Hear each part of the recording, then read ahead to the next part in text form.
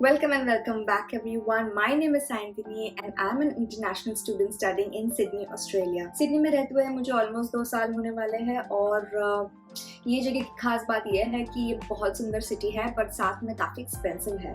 Right now the inflation is very high which has kind of shaken everybody's budgets and pockets. So yes, this video is going to be all about me walking you through all the expenses you're going to incur in a month as a student. As an international student आपके एक महीने में कितने खर्चे होंगे और क्या necessary है क्या अननेसेसरी खर्चे हैं ये मैं आपको बताने वाली हूँ ये वीडियो में. So your biggest expense here and necessary one is rent. Whatever you earn, approximately 40 to 50% of the amount will go definitely in rent. Rent यहाँ पे काफ़ी expensive चल रहा है because यहाँ पे अभी फ़िलहाल rent की prices है जिसका मतलब ये है कि इतने घर नहीं है जितने students हैं या जितने लोग हैं जितना demand है जिस वजह से landlords अपना rate बहुत high demand कर रहे हैं और इस वजह से students को काफ़ी सफ़र करना पड़ रहा है. So आपका जो रेंट है आपकी अकोमोडेशन पर डिपेंड करेगा. यहाँ पे 3 टाइप की अकोमोडेशन है. For example one is a studio apartment in which you have your own kitchen facility, your own bathroom and your own bedroom of course. The second one is having a private room in a shared house. For example एक बड़ी सी घर है, shared house है जहाँ पे common kitchen, common toilets and bathrooms and plus bedroom अपना private है. The third option is a shared room in which 2 people live in a room and they use a shared toilet and a common kitchen area. So apart from your rent, you have to pay your utility bills, that is your gas, electricity and water bills, and of course your internet. For rent, be ready to pay somewhere around $260 to $280 a week, plus the utilities, and also it depends upon what area you're staying in and how far you're from the train station. Some places do have their utility bills included in the rent, so you just pay the specific fixed amount for that month, but in some places they do not include these utility bills in your rent, which means जैसा आपको bill आएगा आपको वैसा payment करना है.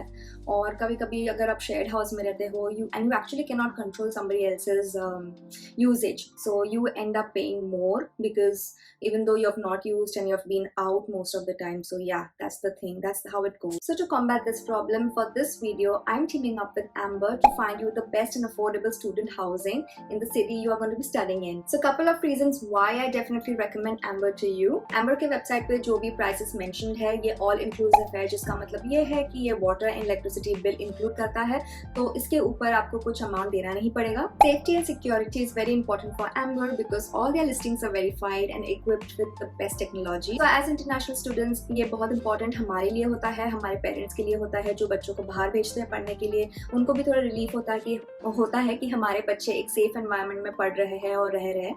सो yes, it's a peace of mind for them as well as for us. जैसा कि मैंने कहा कि रेंट काफ़ी चीज़ों पे डिपेंड करता है, ये चीज़ पर भी डिपेंड करता है कि आपकी यूनिवर्सिटी से कितना दूर है, क्योंकि ट्रैवल भी एक एक्सपेंस है. तो अगर आप यूनिवर्सिटी के आसपास रहते हो जहाँ पे आप चल के जा सकते हो, it saves lot of time and lot of money. So if you go to the link in the description below you can see all the different kind of properties that are available near your university. Just pop in the name of your university there and see the accommodation in that vicinity and just go ahead and choose whichever one you like. और ये भी बात है कि मार्च में काफ़ी students आते हैं जिसके वजह से ये है कि आपके रेंटल के प्राइसेस काफ़ी बढ़ जाते हैं. पर अगर आप जल्दी से जल्द बुकिंग करते हो एम्बर के थ्रू तो फिर आपको काफ़ी डिस्काउंट मिल जाता है और काफ़ी बेनिफिट्स मिल जाते हैं और आपको काफ़ी सारे लिस्टिंग्स भी दिख जाएंगे वहाँ पर. So if you decide to live in a student accommodation you actually get a chance to meet a lot of other people and maybe from your university or different universities, and I'm sure you will be having a good time because you will be making a lot of friends and having a lot of activities together. I'm just going to be recommending you to go ahead and make your booking as soon as possible. So hit the link in the description below and go ahead and make the booking for the best accommodation for you because you'll end up saving so much money throughout the entire year. Okay, so your next thing is transportation costs. Now as I told you, if you are away from a university or away from your workplace, you will have to travel. So yes, अगर आप बस, फेरी, trains या light train लेते हो तो आपका जो भी मिला के कॉस्ट होता है it's not more than $50 a week. Now this is I'm talking about traveling in Sydney, and in Sydney we use the Opal card or you can just directly tap your debit card या phone पे आपका जो debit card रहता है वो अगर आप tap करते हो तो फिर you can just tap and go. So that's like the maximum limit is $50 a week and you will not be spending more than that. So that brings about $200 a month, and also if you travel on Friday, Saturday and Sunday then you get a 30% discount on the fare.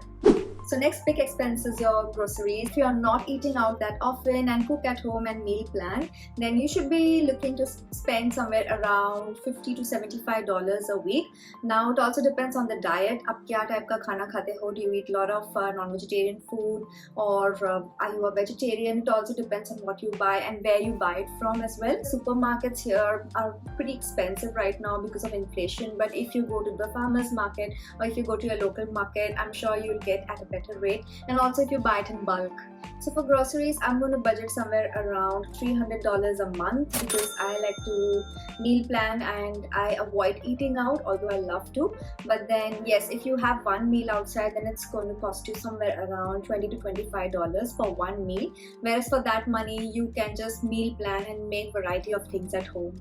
Next up is your phone plan. Now I see that most of the students who come here go and buy an iPhone immediately, and they are on a plan immediately, so which means they are paying for the SIM as well as for the phone, so which should be somewhere around $110 to $120 depending upon the duration of your visa. But if you already have a good phone and you do not need to buy a new one, then you should be looking to spend somewhere around $30 a month only on the SIM plan. तो मैंने आपको अब तक के जो खर्चे बताए हैं वो necessary है, वो आपको करना ही पड़ेगा. For example, rent and utilities, you have to do that, and groceries of course you have to do that. But अभी मैं आपको जो खर्चे बताऊंगी वो है variable, so it's up to you. अगर आपको करना है आप कर सकते हो, नहीं करना है तो आप नहीं, you can just opt out of it.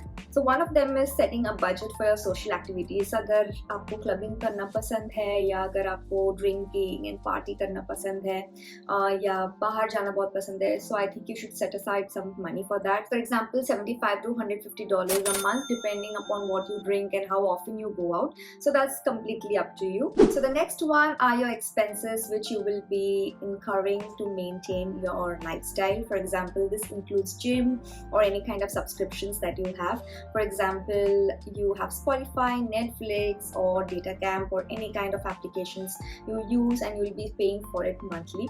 So that also varies upon your usage, but I'm going to give it somewhere around $75 to $80 a month. And the last one is self-care cost. Now you definitely have to go and get your monthly haircuts, and for girls you have to get your nails done if you want to, or any kind of grooming that you need. And yes, so those things have costs as well, so you should be taking that into budget as well. So if you notice, the expenses that I mentioned here are on the higher end, but also it depends on person to person. It varies on your spending habits and your saving habits as well. So yes, this is how much you should be looking to spend in a month, and again this will vary depending upon you.